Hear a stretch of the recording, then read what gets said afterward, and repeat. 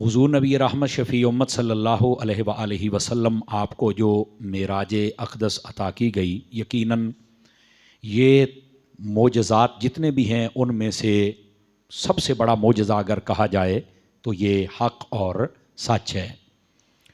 और ये मोजज़ा इसलिए आपको अता किया अल्लाह रब्बुल इज़्ज़त ने कि नबी पाक सल्लल्लाहु अलैहि वसल्लम आप मक्का शरीफ में जब आपने ऐलान नबूवत फरमाया तो काफ़रों ने आपको जुटलाया और आपको तरह तरह की तकालीफ़ दी, यहाँ तक कि वो जो कुफ्र था उसकी जो अदावत थी उसका ज़ोर यहाँ तक था कि कभी रास्ते के अंदर कांटे डालते हैं, कभी शाब अबी तालिब के अंदर आपको मासूर करते हैं और हर किस्म का बाइकाट, जिसको सोशल बाइकाट कहते हैं, वो किया जाता है। कभी आप नमाज़ पढ़ते हैं तो आपके ऊपर ओझड़ी रख दी जाती है और कभी यहाँ तक अदावत उनकी बढ़ जाती है कि नबी पाक सल्लल्लाहु अलैहि वसल्लम आपकी बेटियों को, जिनका उस वक्त निकाह हो चुका था, तलाक तक दिलवा दी जाती है। यहाँ तक बात पहुँच गई। नबी पाक सल्लल्लाहु अलैहि वसल्लम आपने साबित कदमी के साथ इस्लाम का पैगाम पहुँचाने का अज़्म जारी रखा। आपको हुक्म हुआ कि आप ताइफ में जाएं। आप ताइफ में पहुँचे, वहाँ की दर्दनाक कहानी तकरीबन सब मुसलमानों ने सुन रखी है कि उन्होंने बजाय इसके कि वेलकम करते या बात सुनते, उन्होंने शैतान और भगौड़े किस्म के लोग और जितने भी बदतमीज़ नौजवान थे वो पीछे लगा दिए, जो आपको तरह तरह की तकलीफ़ें देते, जुमले कसते, पथराव करते।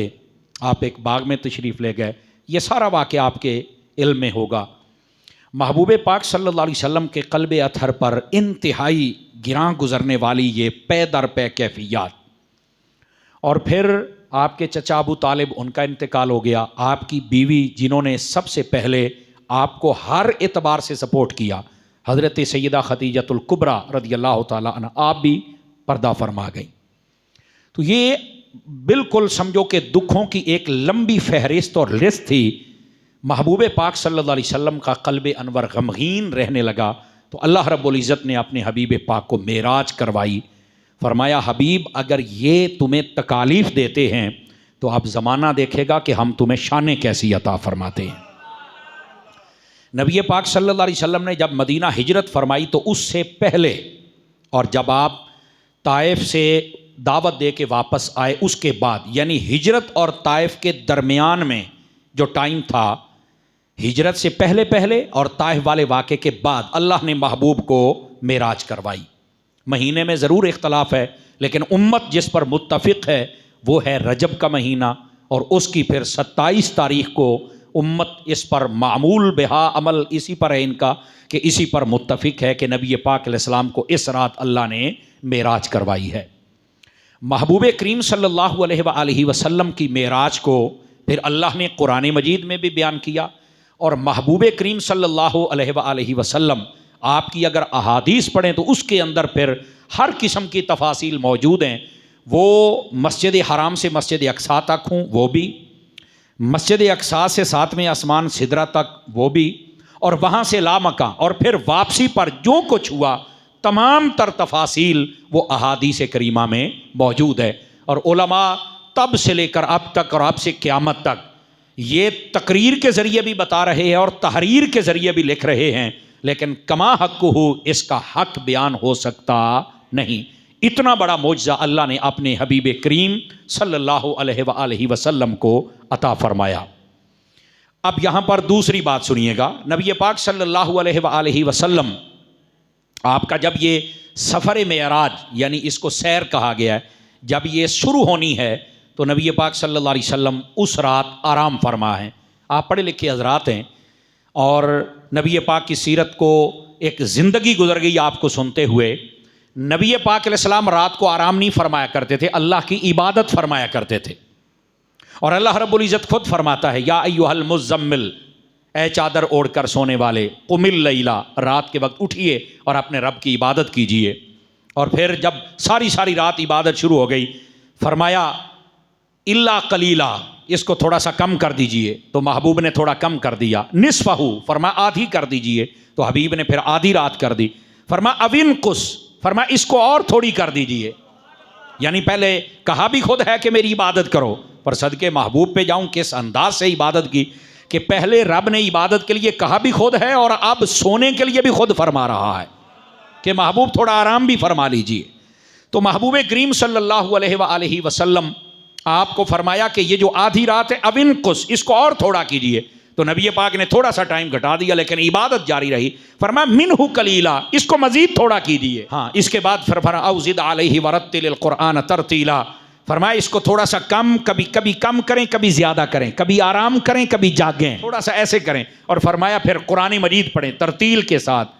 तरतील का मतलब होता है आसान लफ्ज़ों में तजवीद और क़िराअत और तफ़हीम के साथ कि हर बात समझ आए, हर लफ्ज़ समझ आए। और यहाँ पर यह भी बता दूँ, कुरान मजीद जब भी पढ़ा जाए तो इसको थोड़ा सा तर्ज लगा के पढ़ना चाहिए, सुर लगा के। हर बंदे की एक सुर और तर्ज होती है, वो किसी भी अंदाज के साथ हो। तो यहाँ नहीं देखना चाहिए कि मेरी आवाज़ अच्छी है या नहीं है तो पता नहीं की हो जाए लगांगा। आपको कोई मसला नहीं होना चाहिए, आप कुरान सुर से पढ़ें। क्यों? नबी करीम अलैहिस्सलाम ने फरमाया मल्लम यतगन्न बिल कुरान फलैसा मिन्ना, फरमाया जो कुरान मजीद तर्ज लगाकर सुर से नहीं पढ़ता तो वो हम में से है ही नहीं है। तो कुरान मजीद जब भी पढ़ें तो सुर लगाने की कोशिश करें, अच्छे अंदाज में पढ़ने की कोशिश करें। तो ये कुरान मजीद को सुर से पढ़ने की हमें बाकायदा तौर पर तालीम दी गई है। और ये तकरीबन 20 से ज़्यादा हदीसें हैं, इसके मुख्तलिफ रावी हैं, मुख्तलिफ असनाद हैं कि नबी पाक ने फरमाया सुर लगाकर प्यारे हुस्न सौत के साथ, आला आवाज़ के साथ कुरान मजीद बुरहान रशीद को पढ़ना चाहिए। महबूब पाक सल्लल्लाहु अलैहि वसल्लम जो हर रात जागते हैं, हर रात रब की इबादत करते हैं, कमाल ये है कि जिस रात मेराज पे जाना है मेरे हबीब आराम फरमा रहे हैं। नबी पाक सल्लल्लाहु अलैहि वसल्लम आराम फरमा रहे हैं। अब जिब्राइल अमीन अलैहिस्सलाम तशरीफ़ लाते हैं तो ये तमाम उलमा ने और हदीस में ये मौजूद है कि जब आए ना तो जिब्राइल अमीन अलैहिस्सलाम छत फाड़ कर नबी पाक जिस कमरे में आराम फरमाते उस कमरे में दाखिल हुए थे, छत फाड़ कर। हालांकि जब फरिश्ता आता है तो उसको तो दीवार भी नहीं रोक सकती। मौत का जब फरिश्ता आता है तो कभी उसने कहा कि दरवाज़ा खोलो मैं अंदर बढ़ना है? आपने कभी गौर फरमाया? तो फरिश्ते के लिए तो ये चीज़, क्योंकि उसका जिस्म लतीफ़ होता है, कसीफ का माना मोटाई वाला जिसको पकड़ा जाए, और जो लतीफ़ होता है उसको बंदा मतलब ये कि पकड़ नहीं सकता, कैसे पकड़े, किधर से होए। तो जैसे रोशनी अंदर दाखिल हो जाती, आवाज़ है, आप 10 कमरों में बंद हो, यहाँ बोलेंगे तो अंदर आवाज़ चली जाएगी, आखिर कहीं से तो दाखिल हुई है ना। तो जैसे ये लतीफ़ है और अंदर चली जाती है, ऐसे फरिश्ता नूरी होता है, ये नूर भी लतीफ़ है, ये भी अंदर चला जाता है। तो जब वहां पर ज़रूरत ही नहीं थी छत फाड़ने की तो फिर क्यों फाड़ी? तो फरमाया बताने का मकसद ये था कि आज अगर जिब्राइल का आना ऊपर है ना, ऊपर से नीचे, तो मुस्तफ़ा का आज जाना भी नीचे से ऊपर है। और फिर वहां पर यह बताना भी मकसद था कि जिब्राइल अमीन अलैहिस्सलाम अगर तशरीफ़ लाए हैं तो बज़ाहिर अगर ये छत ना पड़ती फिर भी आ सकते थे। फाड़ा क्यों है? ताकि पता चले कि वाक़यातन वो आए हैं, कोई सबूत बाकी रह जाए। तो फरमाया वाक़या उसकी तरफ इशारा हो, लोग बात पूछें कि ये आखिर कोई आया है जिसने हबीब को जगाया है। तो फरमाया कि अगर जहां ज़रूरत ना हो वहां पर अल्लाह सबब बना सकता है। तो इसी तरह यह कहना कि नबी पाक अलैहिस्सलाम जब ऊपर गए, ये ऊपर एक हवा का मतलब खला आता है, वहाँ हवा इतनी तेज़ होती है। ये जब जहाज़ ये जब ऊपर जाता है तो ये बाकायदा तौर पर बताते हैं कि अभी हवा ऐसी है, बस औकात जहाज़ वाइब्रेशन में आ जाता है। तो फिर वो कहते हैं सीट बेल्ट बांध लें, थोड़ी देर के बाद ये अपने मामूल पे आ जाएगा। तो फिर वो हवा वाले कुर्रे से नीचे आ जाते हैं। अच्छा, फिर ऊपर ज़्यादा चले जाएं तो वहाँ पर कुर्रा ज़मज़रीर आ जाता है, उसके अंदर जो चीज़ जाएगी जम जाएगी। फिर कुर्रा नार इसके ऊपर आ जाता है, उसके अंदर आप जाएंगे तो बिल्कुल जल जाएंगे। मतलब ये सारे इसके ऊपर हैं, इसलिए कहते हैं सितारों से आगे जहाँ और भी हैं। ये आज तो साइंस भी इसकी ताकीक कर रही है। तो महबूब पाक सल्लल्लाहु अलैहि वसल्लम इन सब को क्रॉस कर गए। फिर आसमान, ये 7 आसमान और फिर एक का खला, ये जो ज़मीन और आसमान के दरमियानी फासला 500 साल जितना ये है, इतना ही आसमान की मोटाई है। नबी करीम सल्लल्लाहु अलैहि वसल्लम उसे भी क्रॉस फरमा गए। और फिर जमी वहां पर जो मखलूकात हैं, उन मखलूकात को भी वेलकम किया, उन्होंने हुजूर को वेलकम किया। नबी पाक ने उनसे खिताबात फरमाए, यहाँ तक कि हर आसमान पर एक नबी है, नबी पाक अलैहिस्सलाम की उनसे मुलाकात होती है और मुलाकात के बाद कलाम फरमाते हैं और कलाम के बाद वो पैगाम पहुंचाते हैं।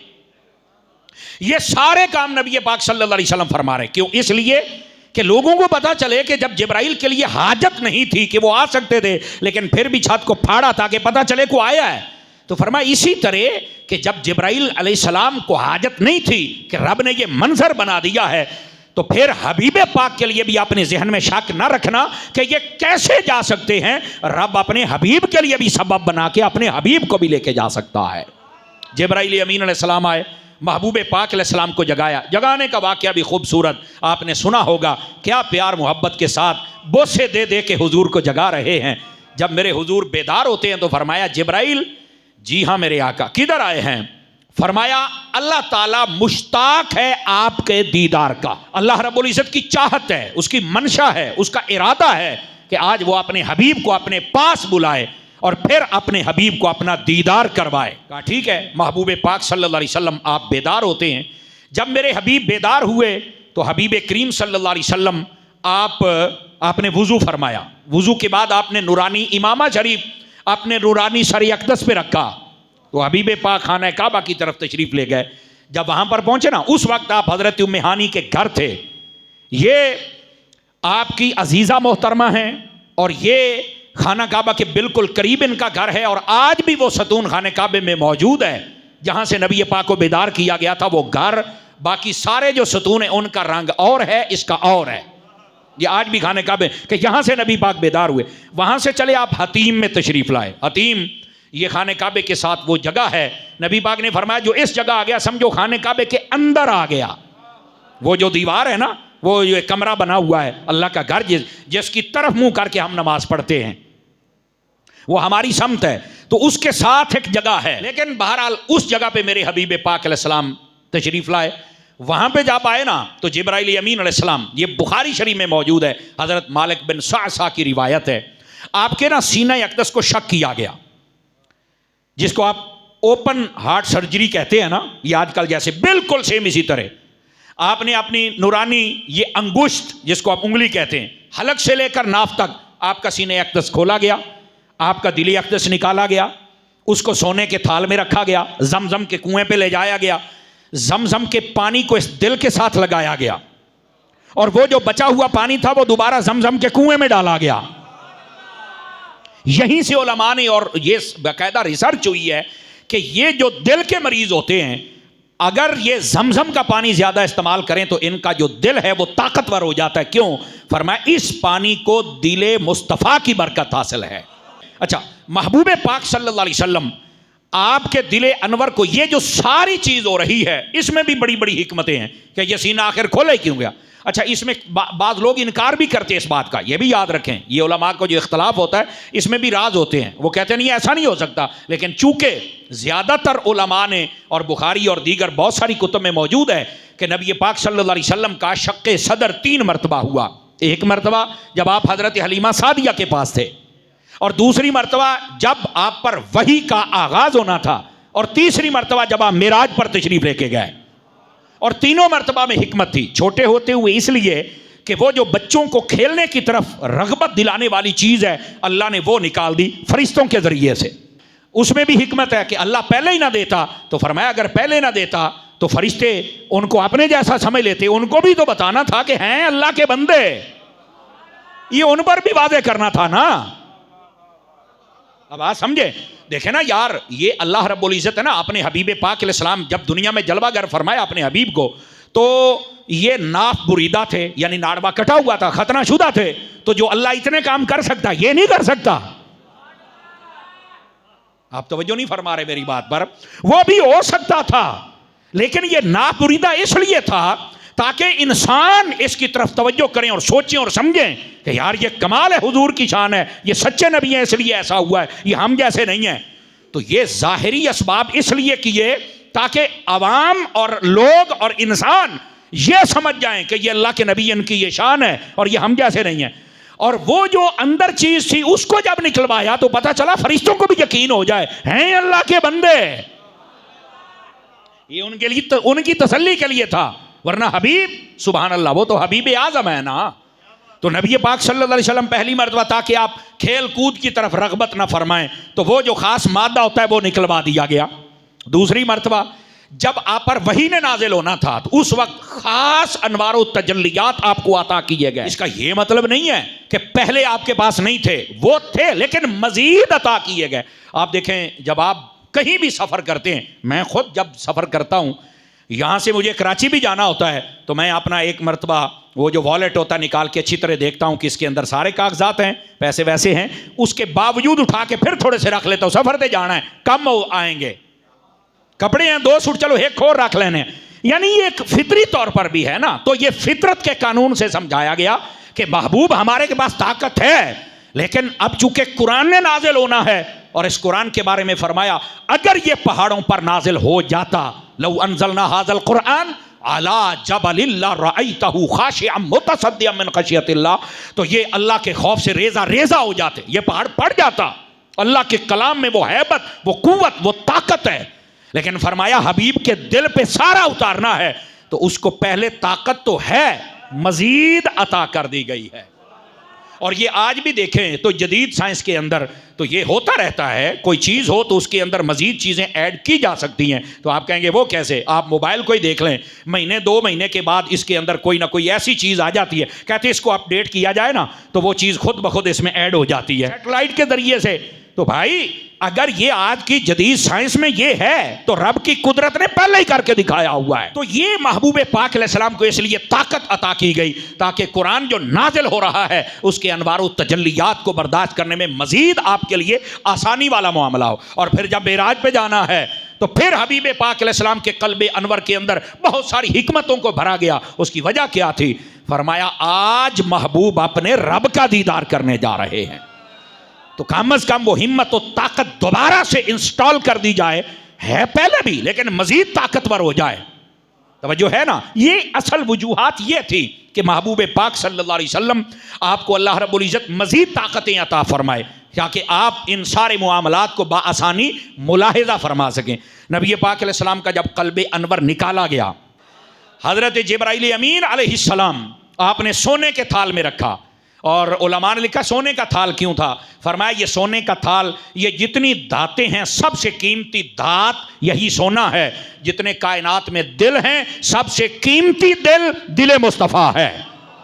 दूसरी बात फरमाया ये जो सोना होता है इसको आप 100 साल भी मिट्टी में दबा के रखें ना तो इसको मिट्टी से कभी जंग नहीं लगता, ये मिट्टी का ज़मीन का असर कबूल नहीं करता क्योंकि ये धात ही बड़ी कीमती आला है।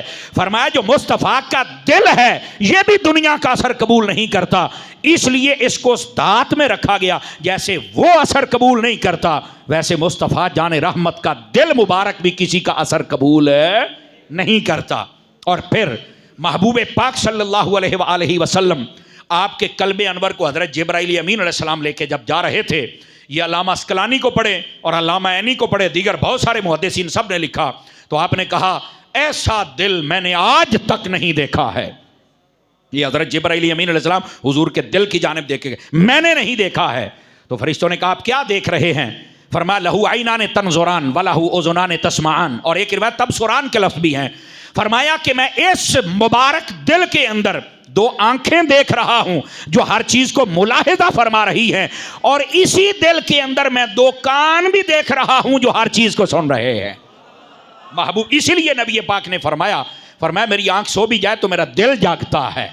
यही वजह है कि उम्मती सो जाए तो नींद उसका वुजू तोड़ देती है, लेकिन हुजूर अगर सो जाएं तो नींद मेरे मुस्तफ़ा का वुजू तोड़ नहीं सकती है, क्योंकि हबीब पाक अलैहिस्सलाम ने फरमा दिया मेरी आंखें सोती हैं मेरा दिल जागता रहता है। ये नबी पाक अलैहिस्सलाम की शान अक़दस। और इस दिल में 2 आंखें, 2 यहाँ और 2 यहाँ, इसी वास्ते तो मेरे नबी पाक अलैहिस्सलाम ने फरमाया, आप फरमाते हैं जो मैं देख रहा हूं वो तुम नहीं देख सकते हो।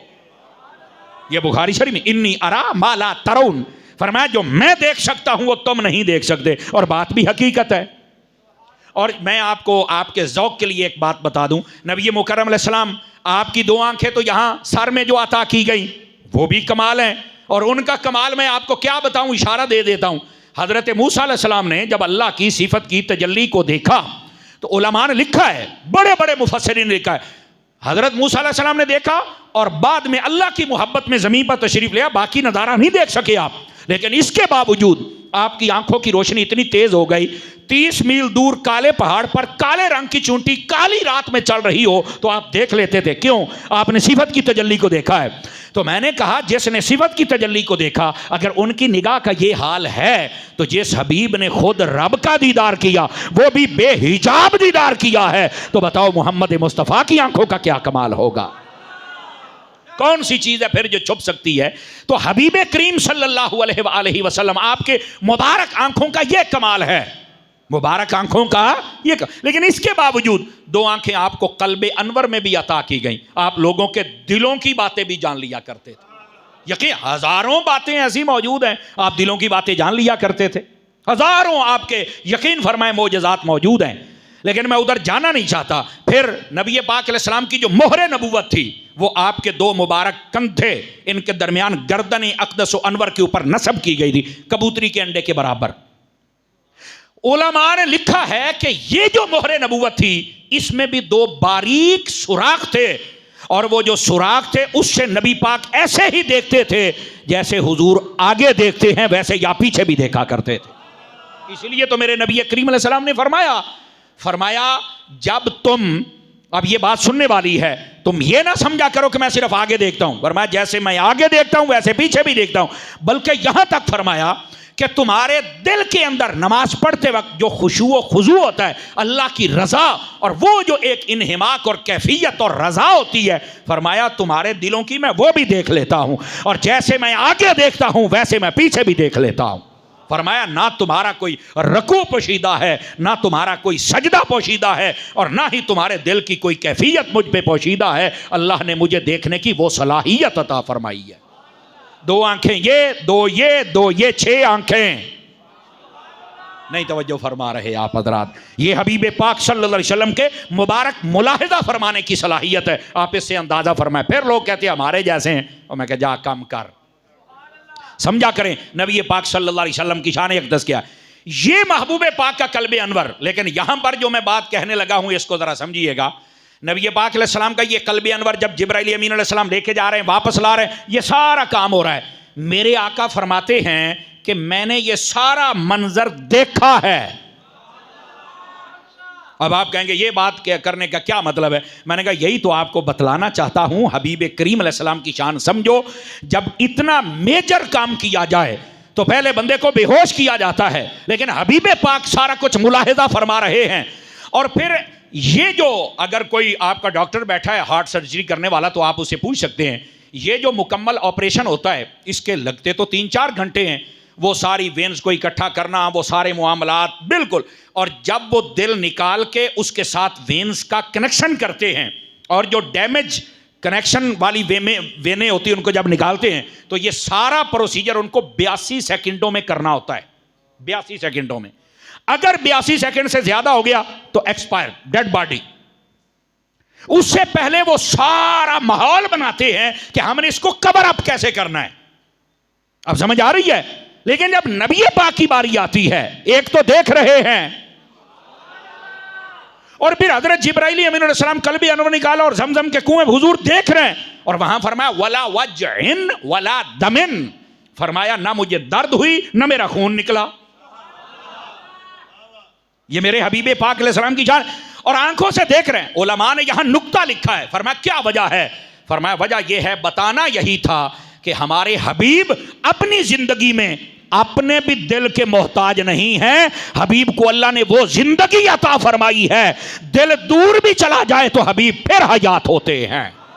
और ये हुजूर की हकीकत की जानिब इशारा है कि आप ये मत समझे कि ये चीजें हैं तो नबी जिंदा हैं। ये बात नहीं है।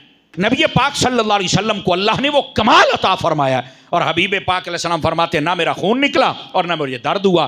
तो मैंने कहा अगर बशर महज होते तो फिर दर्द भी होता, खून भी निकलता। लेकिन यहाँ एक नुक्ता समझा देता हूँ, क्या वजह है कि यहाँ पर नबी पाक अलैहिस्सलाम के ना खून निकल रहा है ना दर्द हो रहा है। और यही मेरे हबीब पाक अलैहिस्सलाम है। जब मैदान ओहद में जलवागर होते हैं तो वहाँ पर एक कंकर लगता है, तो आपके दंदाने शरीफ का एक जर्रा भी शहीद होता है, पूरा दांत मुबारक शहीद नहीं हुआ था। ये झूठ बोलते हैं लोग जो कहते हैं पूरा दांत शहीद हो गया, और फिर उसी को जनाब वो एक दलील देते हैं कि हज़रत वैसे करनी ने निकाल दी है तो हजूर की मोहब्बत में आपने आपको तकलीफ देनी चाहिए, तो फिर इमाम हुसैन की मोहब्बत में क्यों नहीं तकलीफ। मैं कह एडी लम्बी चौड़ी बीन ना सुना, ये वैसे ही झूठ है कि नबी पाक का मुबारक पूरा दान शहीद हुआ, ऐसी बात नहीं है। नबी पाक अलैहिस्सलाम के दंदाने मुबारक का एक जर्रा थोड़ा सा शहीद हुआ था, और वो भी इसलिए, और एक खून का कतरा निकला था, वो भी इसलिए कि इस्लाम के रास्ते में अपने आप को पेश करना ये मुस्तफ़ा की सुन्नत बन जाए, और हजूर की उम्मत के लिए अल्लाह के रास्ते में खून बहाना, शहीद होना ये हजूर की सुन्नत बन जाए, ये असल मकसद था। वरना इसका ये मकसद नहीं है कि हम अपने आप को नबी पाक की मोहब्बत में तकलीफ दें। नबी पाक की मोहब्बत में अगर तकलीफ देते हो तो नबी पाक की मोहब्बत में नमाज क्यों नहीं पढ़ते हो, नबी पाक की मोहब्बत में दाढ़ी क्यों नहीं रखते हो, नबी पाक की मोहब्बत में रोज़ा क्यों नहीं रखते हो, नबी पाक की मोहब्बत में सहाबा से मोहब्बत क्यों नहीं करते हो, नबी पाक की मोहब्बत में आले रसूल से मोहब्बत क्यों नहीं करते हो, नबी पाक की मोहब्बत में कुरान क्यों नहीं पढ़ते हो, पुट्ठे पासे जानते हो। तो ये ड्रामेबाजियां बंद करो, इस कौम को किधर लेके जा रहे हो। ये कौन सा दीन है जिसमें एक अजीब किस्म की नई बात हो, जिसका ना सिर होता है ना पैर होता है।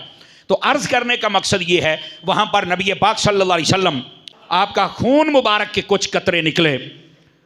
अब सवाल ये पैदा होता है कि एक तरफ नबी पाक का सारा सीना अक़दस खोला गया, ना दर्द हुआ है ना खून निकला है, और दूसरी तरफ एक कंकरी छोटी सी आके लगती है तो नबी पाक अलैहिस्सलाम का खून निकल आता है। वजह क्या है? वजह यह है, जब मेरे हबीब मिराज पर जा रहे थे तो उस वक्त नबी पाक पर नूरानियत गालिब थी, और जो नूर होता है उसका खून नहीं निकलता। और जब मेरे नबी मैदान उहद में थे तो तब बशरियत गालिब थी, और जो बशर होता है उसका खून निकलता है। नबी पाक को अल्लाह ने दो जिहाद अता फरमाई है ना, आप नूर भी हैं और बशर भी हैं। याद रखें, बैक वक्त मेरे नबी की दो शानें हैं, नूर भी और बशर भी। और ये क्यों है ये भी सुन लो। मुफ्ती अहमद यार खान नईमी ने मिसाल दी है, फरमाया कि एक है मखलूक और एक है खालिक, बीच में अल्लाह ने जो वास्ता वसीला रखा है वो है हबीब की जात, और अल्लाह ने दो शानें अता फरमाई, नूर है तो वो भी कामिल, बशर है तो वो भी कामिल। क्या मतलब कि जब रब से कुछ लेना है तो नूर गालिब होता है, चूंकि वहां से डायरेक्ट बशर कुछ ले नहीं सकता, और जब हमें कुछ देना होता है तो फिर बशरियत गालिब होती है, चूंकि फरिश्ता नबी हो नहीं सकता है। नबी पाक सल्लल्लाहु अलैहि वसल्लम की ये डबल शान है, आप बशर भी बशरियत कामिल हैं कि आप जैसा कायनात में कोई बशर नहीं है, और आप नूर हैं तो नूर कामिल के आप जैसा कोई नूर भी नहीं है। अल्लाह ने दो शाने, और वो भी कामिल, अकमल, अतम, अफजल, अकरम अपने हबीब पाक अलैहिस्सलाम को अता फरमाई, ताकि रब से लेना हो तो लेना भी कमाल का हो, और जब उम्मत को देना हो तो देना भी कमाल का हो। यह है हबीब पाक सल्लल्लाहु अलैहि वसल्लम, आपकी शान अक़दस व अनवर व अतहर, जिसको मैं आपके सामने अर्ज कर रहा हूं। अब चलिए ज़रा थोड़ा सा आगे, ताकि मज़ीद हम इस बात को समझ सकें। महबूब करीम सल्लल्लाहु अलैहि वसल्लम, आपका कल्बे अनवर लाया गया, सीने अक़दस में रखा गया और सी दिया गया। और ये जो निशानात थे ना, निशानात, ये नहीं कि ये काम हुआ और बाद में खत्म ना, ये जब भी नबी पाक सल्लल्लाहु अलैहि वसल्लम के सीना अक़दस पर कोई हाथ फेरता तो उसको वाज़े महसूस होता था कि यहाँ पर वो सीने के निशानात मौजूद हैं। अब नबी पाक सल्लल्लाहु अलैहि वसल्लम, आप ये सारा कुछ मुलाहिदा फरमा रहे हैं, और यहाँ से शान करीमी भी देखो कैसी है हुजूर की, शान अज़मत भी देखो कैसी है, कि सारा कुछ मुलाहिदा फरमा रहे हैं। और फिर बाद में लंबा सफ़र शुरू हो गया। हमारे साथ कोई छोटा मोटा ऑपरेट हो जाए तो कहते हैं रेस्ट करो, और हबीब को कहा सफ़र करो।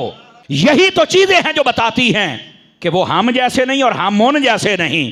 अब मेरी निगाहों में जचता नहीं कोई, जैसे है मेरे आका वैसा नहीं कोई। नबी पाक सल्लल्लाहु अलैहि वसल्लम का ये सफ़र अनवर शुरू होना है, आपके लिए सवारी आ गई। महबूब करीम सल्लल्लाहु अलैहि वसल्लम के लिए सवारी आई तो नाम था बुर्राक, बर्क से है, बर्क बिजली को कहते हैं, बुर्राक उसके मजमूए को कहते हैं। रिवायात में है जन्नत में था ये बुराक, ये घोड़े से छोटा, खच्चर से थोड़ा बड़ा, दरमियाने कद का एक ये जानवर है, और ये जन्नत से लाया गया है। और ये 40,000 थे बुराक जो चल रहे थे, उनमें से किसी एक को, बड़े बड़े बनाओ सिंगार वाले, लेकिन उलमा फरमाते हैं ये रो रहा था एक तरफ कि काश मेरी बारी आ जाए, बस इसी तमन्ना में था कि हुजूर की ये खिदमत मैं सर अंजाम दूं। इसलिए मेरे मुर्शिद फरमाते हैं कि जब वहाँ जिब्राइल पहुँचे ना तो कहा कौन सा? फरमाया यही जो हुजूर की मोहब्बत में तड़प रहा है, इसी बुराक को ले लिया जाए। मेरे पीर फरमाते हैं जो रोता है उसी का काम होता है।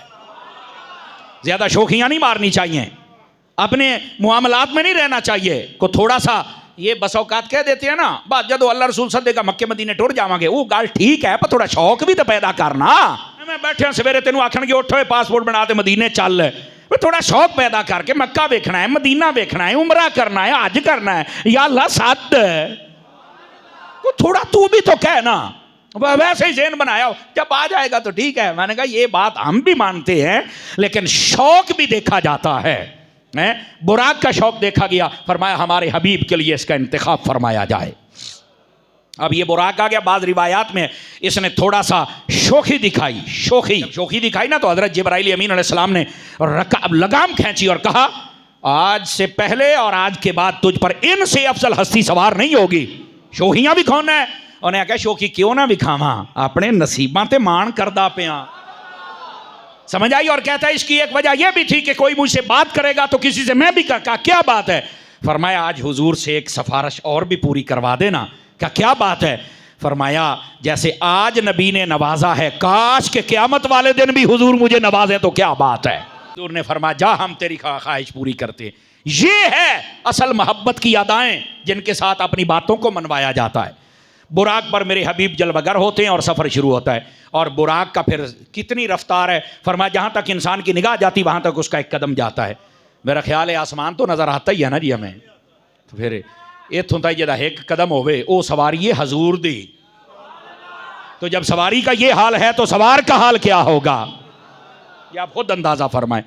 महबूब करीम अलैहिस्सलाम को रास्ते में 3 जगह पर जिब्राइल अमीन अलैहिस्सलाम ने कहा कि हुजूर आप सवारी से नीचे उतरिए, यहाँ 2 नफल पढ़िए। अच्छा, अगर बनज़र गौर पड़े तो 4 जगह बनती हैं, वैसे ज़्यादा उलमा ने 3 जगह लिखी है। पहली जगह फरमाया इस जगह पे नफल पढ़िए। फरमाया ये क्या जगह है, क्या नाम है? तो कहा इसका नाम है तैयबा। और कहा या रसूलल्लाह ये वो जगह है हिजरत करने के बाद अल्लाह ने आपके लिए इस जगह का इंतखाब फरमाया हुआ है, जहां आज मदीना है। इस जगह पर मेराज की रात गुजरते हुए मेरे मुस्तफ़ा ने 2 नफल पढ़े थे। अब मुझे थोड़ी सी एक बात कहनी है, अल्लाह करके समझ आ जाए। मैंने कहा अच्छी जगह हो ना, नेक जगह हो या नेकों की जगह हो या निस्बत वाली जगह हो, तो वहां नफल पढ़ने पर फिर तबीयत खराब नहीं होनी चाहिए, फतवे नहीं लगाने चाहिए। नबी पाक सल्लल्लाहु अलैहि वसल्लम ने खुद यहां पर 2 नफल पढ़े हैं और जिब्राइल अमीन अलैहिस्सलाम ने अर्ज की है हुजूर आप पढ़िए यहां पर, इस जगह को शर्फ बख्शिए। दूसरी जगह फिर सवारी चली, फिर एक जगह हुजूर यहां भी 2 नफल पढ़िए। ये क्या है? फरमाया ये बैतुल लहम है, ये वो जगह है जहां पर हजरत ईसा अलैहिस्सलाम पैदा हुए थे। ये जगह भी निस्बत रखती है हजरत ईसा अलैहिस्सलाम से। पता चला जिन जगहों की निस्बत नबियों से हो बरकत वाली होती है। तभी तो नबी पाक अलैहिस्सलाम से अर्ज की जा रही है कि हुजूर आप यहां नफल पढ़ें। मदीने का ताल्लुक खुद हुजूर से है, बैतुल लहम का ताल्लुक विलादत ईसा अलैहिस्सलाम से है। और फिर जहां हजरत ईसा अलैहिस्सलाम पैदा हो, अगर उस मकाम पर जाना और नफल पढ़ना ये मेरे नबी की सुन्नत है, तो जहां खुद मेरे नबी पैदा हुए हैं उस मकाम पे फिर क्यों नहीं जाना? मुझे बतलाएं ना। फिर आप मक्का शरीफ में सफ़ा मरवा की जानिब निकले तो आज भी वो मकान मौजूद है, वहां लाइब्रेरी बनी हुई है और अभी कोरोना के बाद बंद की हुई है। वहां अंदर नहीं किसी को, मैं अंदर से भी होके आया हूं अल्हम्दुलिल्लाह, जहां पर मेरे नबी जलवागर हुए थे।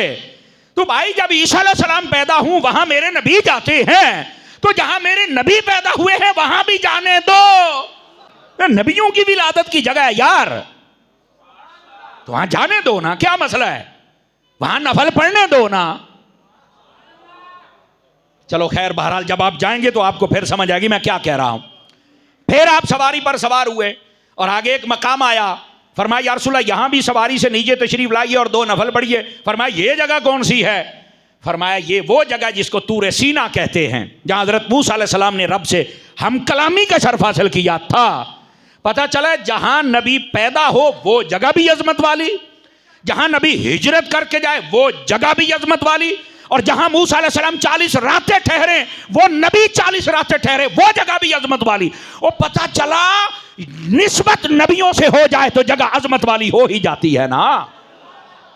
नबी पाक ने वहां पर भी 2 नफल पढ़े। और एक रिवायत में वो दरख्त जो हजरत मूसा अलैहिस्सलाम का था उसके पास भी नबी पाक को 2 नफल कहे गए और नबी पाक ने पढ़े। ज्यादा रिवायतों में ये 3 जगह है, ये तूर सीना, मदीना शरीफ और फिर उसके बाद बैतुल लहम, विलादत ईसा। मेरे नबी ने 3 जगह नवाफिल अदा फरमाए। यहां एक छोटा सा सवाल है, ये आगे आपको पूरी तकरीर में फिर खलल नहीं पैदा होगा आपके जहन में, मैं अभी से आपको जवाब दे देता हूं। हजरत जिब्राइल से बार बार मेरे नबी पूछते थे ये क्या है, ये क्या मकाम है, ये क्या मकाम है, ये क्या मकाम। कोई बंदा सवाल कर सकता है, करते हैं ना जी, ये सवाल करते हैं। चूंकि ये लोगों को पता ही नहीं है, अपने नबी की शान समझी नहीं है और कभी इस तरह बाई डिटेल बात सुनी नहीं है, तो सवाल ये करना चाहिए और पूछना चाहिए ताकि इल्म में इजाफा हो जाए। और अगर जहालत में करते हैं तो तौबा करनी चाहिए। कहते तुम तो कहते हो नबी पाक को हर चीज का पता है, तो फिर नबी पाक बार बार जिब्राइल से क्यों पूछते थे? तो मैंने कहा पूछना ये इल्म ना होने की दलील थोड़ा ही होता है। अल्लाह रब्बुल इज्जत ने 16वां पारा आप पढ़ के देखें, हजरत मूसा अलैहि सलाम से अल्लाह ने फरमाया वमा तिल्का बियमीनिका या मूसा, ए मूसा तेरे हाथ में क्या है। हालांकि सबको पता है अल्लाह हर चीज जानता है। मूसा अलैहि सलाम के हाथ में आसा मुबारक था, तो अल्लाह ने फिर फरमाया मूसा तेरे हाथ में क्या है। तो कोई कह सकता है कि अल्लाह ने जो पता था मुझे पूछा क्यों सो। तो कहा नहीं जी ये तो अल्लाह चाहता था कि मैं कलाम करूं। तो मैं क्या ऐदे नहीं, ऐथे की होंगे, ऐथे भी सुनना, खुदा का खौफ करना चाहिए। और वैसे भी यहां बनता यह था कि मेरे नबी पूछे बता जिब्राइल ये क्या है। क्यों? फरमाया जो बादशाह जब अपने इलाके और सल्तनत में निकलता है ना, तो उसका दौरा पूरा शेड्यूल तय होता है, मैंने कहां कहां जाना है। लेकिन वो जहां भी पहुंचता है साथ वाले से पूछता है अपने खादिम से, बताओ हम कहां पहुंचे, बताओ हम कहां पहुंचे हैं। इसका यह मतलब थोड़ी कि बादशाह को पता नहीं। मोहम्मद मुस्तफा जैसे बादशाह को भी पता था, पर बताना यह था कि खादिम जिब्राइल है, इसलिए पूछ रहा हूं तुम्हें पता चले बादशाह हम हैं और खादिम ये है। तो ये सवाल करना इसलिए था कि ये खादिम है और इसे हम पूछेंगे, हालांकि बादशाह को सब पता होता है। अंडरस्टैंड फरमा रहे हैं आप इस मसले को? नबी पाक अलैहिस्सलाम इसलिए बार बार सवाल हुए, इसका यह मतलब नहीं कि आपको इल्म नहीं था। तवज्जो की। और वैसे भी सूफिया ने यहां पर जो जवाब दिया वो कहते हैं ये बार बार पूछना बनता था। क्यों? फरमाया नबी पाक की इधर तवज्जो थी नहीं, तो कहां थी? फरमाया जिन की तरफ जा रहे थे तवज्जो उनकी तरफ थी ना। समझ आ रही है? इसलिए बार बार जहां रुकते पूछते ये क्या जगह है, तो फिर आप उसके मुताबिक अमल मुबारक फरमाते। अब ये है नबी पाक सल्लल्लाहु अलैहि वसल्लम का सफर अक़दस अनवर, कि आपका ये मुबारक सैर वाला सफर हो रहा है। इसी के दौरान अल्लाह रब्बुल इज़्ज़त फरमाता है हम मस्जिद हराम से मस्जिद अक्सा अपने हबीब को ले गए। मस्जिद अक्सा ये क़िबला अव्वल है। इसने तमन्ना कर रखी थी कि बारी ताला सब नबियों को देखा है, क्या मेरा नसीब इतना जागेगा कि मैं तेरे हबीब का दीदार भी करूं।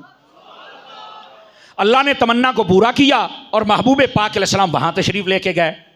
ठीक है, वहां जब गए तो सारे नबी जमा थे और सबको आपने इमामत करवाई।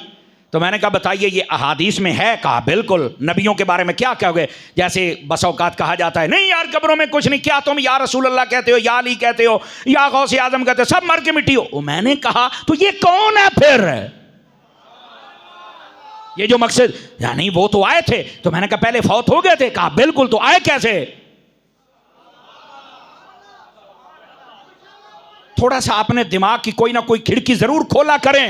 ये आए क्या? ओ मेरी जान, अगर पहले पर्दा कर जाने वाले नबी वो जिंदा हो सकते हैं, तो जो सबसे बाद में जिन्होंने पर्दा किया वो जिंदा क्यों नहीं? और फिर जो मुक्तदी बने वो तो सारे जिंदा हैं, तो जो सबका इमाम बना, कमाल है यार, हमें समझना होगा ना।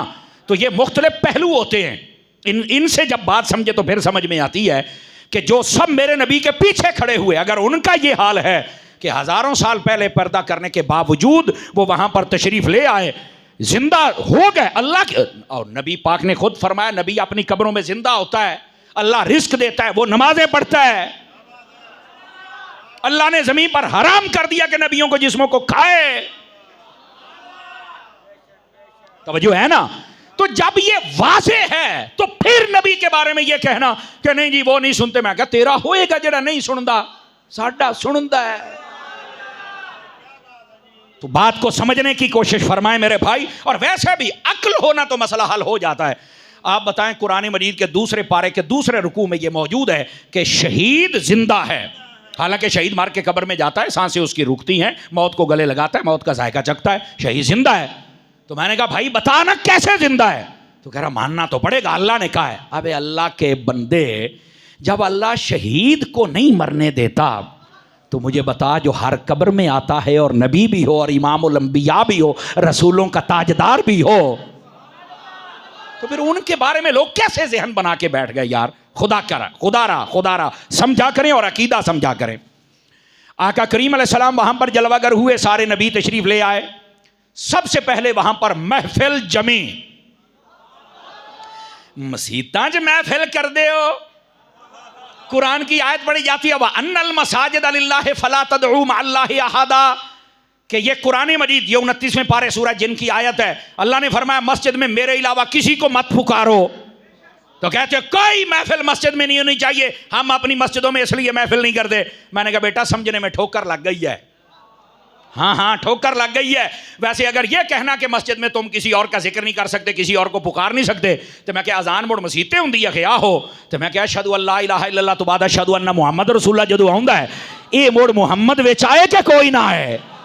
अल्लाह के बंदो क्या कर रहे हो?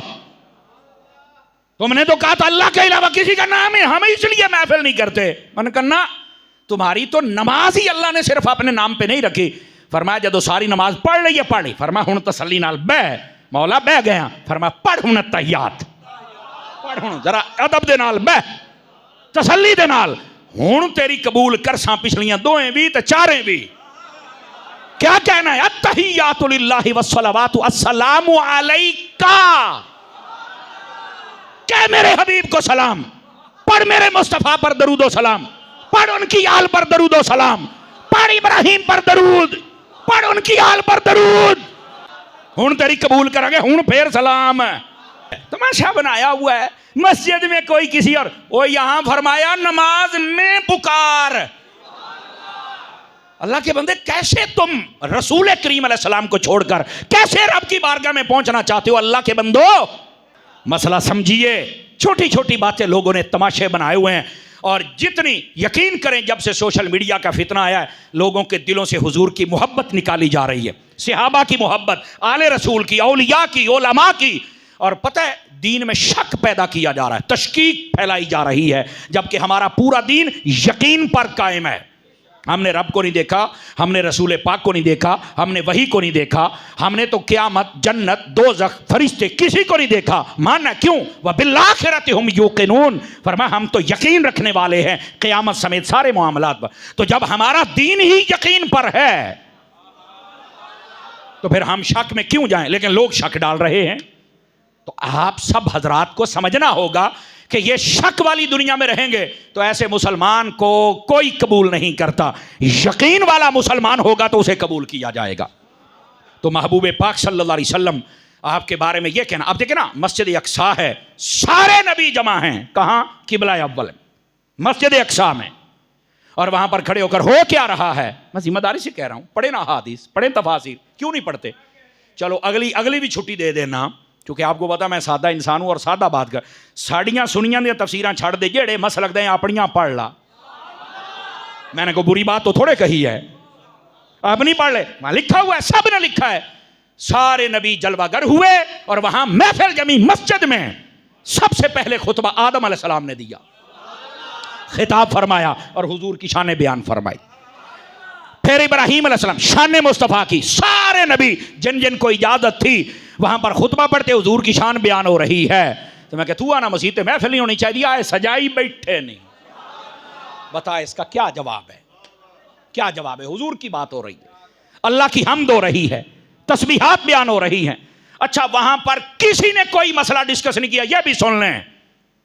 ये किसी ने नहीं कहा कि यहां पर ये करें ये करें, ये ना, जो भी आता है, हुजूर आप हबीब हैं, आप शफात करने वाले हैं, आप सबसे अफजल हैं, आपको अल्लाह ने ये कमाल दिया, आपके लिए सारी कायनात, सब आके हजूर की शान बयान करते हैं।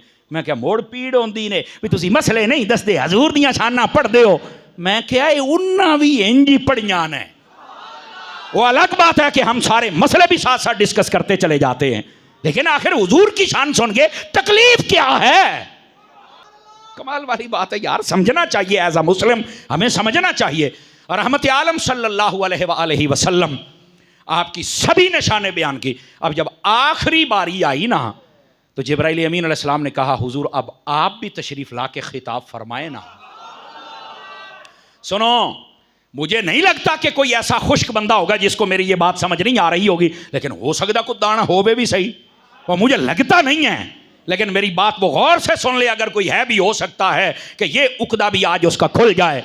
नबी पाक अलैहिस्सलाम आए ना, तो आपने सबसे पहले कहा मैं शुक्र अदा करता हूं अल्लाह का जिसने मुझे अपना हबीब बनाया है। सबसे पहले आपने ये फरमाया, और अगली गाल भी सुने आजे, फरमाया मैं अल्लाह का शुक्र अदा करता हूं जिसने मुझको उम्मत वसत अता फरमाई है। इस उम्मत को याद किया है, इस उम्मत को। ये कैसे कोई नमक हरामी होगा कि जो आज हुजूर को याद ना करे, हुजूर तुझे याद करे और तू न करे। वाह, ये कैसे हो सकता है? नबी पाक सल्लल्लाहु अलैहि वसल्लम अपनी उम्मत की वहां पर तारीफ बयान कर रहे हैं, अल्लाह ने मुझे ये उम्मत अता की है। और यकीन फरमाइए, कसम बखुदा आपको कह रहा हूं, महबूब सूफिया ने लिखा है इस बात को। फरमाया हजरत इदरीस अलैहिस्सलाम को ना, उन्होंने कहा कि मुझे ना जन्नत की सैर करवा। तवज्जो करना जरा सारे हजरात, वाकया बहुत लंबा है। वरफ़अनाहु मकानन अलिय्या, आप ये सूरह तोहा पढ़ के देखें, 16वें पारे में उसकी तफसीर में पढ़ें, आपको सारा मिल जाएगा। और ये तफसील कुरान में मौजूद है। आप जन्नत में गए ना, तो एक फरिश्ते को कहा कि हजरत इदरीस अलैहिस्सलाम को जहन्नम देखी, मुलाहिजा की, बाकी अजायबात। जब जन्नत, तो फरिश्ते को कहने लगे कि मैं ना जन्नत बारू तो वेख लइए, मैं अंदर जाना है। फरमाया वो मुझे इजाजत है। फरमाया पूछया। अब ये थोड़ा गहरी बात है, थोड़ा सा समझिएगा। तो आप जब पूछने गए बारी ताला तेरे पैगंबर है और कहते मैं अंदर जाना है, तो फरमाया कि उनको बोलो कि यहाँ तो आप नहीं जा सकते। क्यों? फरमाया कि पहले फौत होना पड़ेगा, मौत का जायका चखने के बाद। तो फरमाया वो भी चखा दो, वो भी चख लिया, मैं अंदर सैर करनी है। तो बाद रिवायत में यहां तक है कि ये तो सबसे पहले हबीब जाएंगे, तो अग्गू भी नबी सी ना, तो फरमान लगे फिर हूरो गिलमा पे लुकी पे कर देने। भाई अगर सबसे पहले नबी ने जाना है तो ये हूरे गिलमान अंदर क्या करे? फरमाया वो तो खादिम बन के रह रहे हैं। तो फरमाया हम भी वैसे ही जाएंगे। अब जो भी सवाल आया आप उस पर दलील दे रहे हैं। खैर मेरे मालिक को तो पता है। फरमाया अच्छा इनसे कहें कि ये जन्नत का दरवाज़ा हम खोलते हैं, मैं बाहर खड़ा, फरिश्ते आ गया, तुसी सैर करके ते वापस आ जाओ। हज़रत इदरीस अलैहिस्सलाम बुआ खुले अंदर गए ना, ऐदे टुरदे जो वाह भाई फरिश्ता आदा हजूर मैं इत्थे। फरमाया नहीं वापस आऊंगा। उसने कहा हजूर मेरी ड्यूटी है, मुझसे पूछा जाएगा ये मेरे साथ क्या बनेगा। तो फरमाया कि जा दस से भी मैं जन्नती चू नहीं आना। और मैं हजूर मेरे उत्ते मेहरबानी फरमाओ। तो फरमाया जा मुड़ साड़ी दलील ले जाना केड़ी। फरमाया रब से कहना कि तूने खुद ही तो कहा है जो जन्नत में जाए वो निकलता नहीं है। अल्लाह अल्लाह अल्लाह अल्लाह। अब यहां पर जो उलमा ने नुक्ता लिखा जो समझाना, इदरीस अलैहिस्सलाम गए, जन्नत को देखा, फिर वहां से वापस नहीं आए अपनी उम्मत में। कसम खुदा की ये मुस्तफा का इस उम्मत पे प्यार और शफकत है कि जन्नत तो क्या रब को देखा है पर वहां नहीं रुके, फिर अपनी उम्मत में जलवागर हुए हैं। इसलिए उलमा कहते हैं हुजूर का जाना कमाल है या आना कमाल है। फरमा जाना तो कमाल है ही है, पर आना बहुत बड़ा कमाल है कि वहां तो जन्नत को देखा तो रुक गए, लेकिन मेरे हबीब ने रब का दीदार किया, रुके नहीं है। फरमाया बारी ताला इस उम्मत के पास जाना है। और बासूफिया ने लिखा है नबी पाक ना अपनी उम्मत को बार बार याद फरमा रहे थे ना, तो फरमाया हबीब उम्मत याद आ रही है। अगू जड़ा हबीब ने जवाब दिता ना, आहिस्ता से बोलता हूँ समझ आए तो ठीक है, वरना कई मोती होते हैं जो ख़ास लोगों को ही देने चाहिए। आप में से मेरे बड़े ख़ास लोग हैं आप, चलो चेक करते हैं। फरमाया हबीब क्यों ना याद करूं, तूने ही तो इनका प्यार मेरे दिल में डाला है, अब क्यों ना याद करूं। प्यार डाला है तो अब उनको याद तो करूंगा ना। हाय हाय हाय हाय। इसलिए मेरे सैयदी आला हजरत फरमाते हैं जो न भूला हम गरीबों को रजा, जो न भूला हम गरीबों को रजा, जिक्र उनका अपनी आदत कीजिए। जो हमें नहीं भूला, हम उस हबीब को कैसे भूल जाए। ये है हबीब पाक सल्लल्लाहु अलैहि वसल्लम की शान अक़दस। मेरे हबीब ने अपनी उम्मत को याद रखा। यकीन फरमाएं, महबूब पाक सल्लल्लाहु अलैहि वसल्लम मस्जिद हराम में, मस्जिद अक्सा में हैं। और मस्जिद अक्सा के बारे में क्या फरमाया, जरा नुक्ता है, सुन लीजिए। फरमाया अल्लज़ी बारकना हौलहू, फरमाया ये वो मस्जिद है जिसके इर्द गिर्द भी बरकत है। आप पढ़े लिखे हजरात बैठे, मुझे बतलाइए, मस्जिद के अंदर बरकत होती है या बाहर होती है? क्या फरमाते हैं आप? अंदर होती है ना। अल्लाह फरमाता है ये मस्जिद अक्सा है, बाहर भी बरकत है। यानी अंदर का तो इनकार है ही नहीं ना, बाहर भी है। गलती है। तो मैंने कहा फिर वो सोचना तो चाहिए ना, सवाल तो होना चाहिए कि बाहर कौन सी बरकत है। अब यहां पर उलमा ने कलम उठाया, कहा उसके बाहर बागात भी थे, चश्मे भी थे, ये बरकत है। फरमाया नहीं, ये तो बहुत सारी मस्जिदों के बाहर है, तो फिर उसी का जिक्र क्यों? आखिर कोई खास चीज भी तो होनी चाहिए। तो फिर उलमा ने अगली बात जो ढूंढ निकाली, फरमाया वो जो असल था ना, उस मस्जिद के इर्द गिर्द अल्लाह के नबियों के मज़ारात थे, जिनको फरमाया कि ये बरकत इस मस्जिद के बाहर है। पता चला जहां नबी होता है वहां बरकत होती है। समझ आ रही मेरी बात की? और इंशाअल्लाह अगले जुमे मैं बताऊंगा कि इन मज़ारात की बरकत क्या होती है। और हजरत यूसुफ अलैहिस्सलाम के मज़ार से अगर मुझे भूल जाए तो मुझे आप याद करवाना, मैं तो सुना के जाऊंगा इंशाअल्लाह, ठीक है? अगले जुमे आप बताएंगे मज़ार की बरकत क्या होती है और उसकी डिटेल, और उसका ताल्लुक भी मेराज के साथ है। आपको फिर मसला समझने में आसानी हो जाएगी। अच्छा, हुआ क्या? फरमाया ये मस्जिद वो है जिसके इर्द गिर्द बरकत, बागात चश्मे अपनी जगह, लेकिन असल बरकत नबियों के मज़ार। क्या है? अंबिया के मज़ारात, जहां वो जलवागर हूं, वो बाबरकत जगह होती है भाई। और फिर अगली बात फरमाया लेनुरियाहु मिन आयातिना, हमने ये सब कुछ इसलिए दिखाया ताकि हमारे हबीब अपनी अल्लाह की निशानियों को देखें। आंखों से देखने से मजीद तसल्ली होती है। और उस रात दो किस्म की निशानियां थी। एक का ताल्लुक हुजूर के साथ था, उसको हम डिस्कस करेंगे, लेकिन आज कुछ ताल्लुकात हमारे साथ हैं, उसको ना डिस्कस कर लें चंद लम्हों में।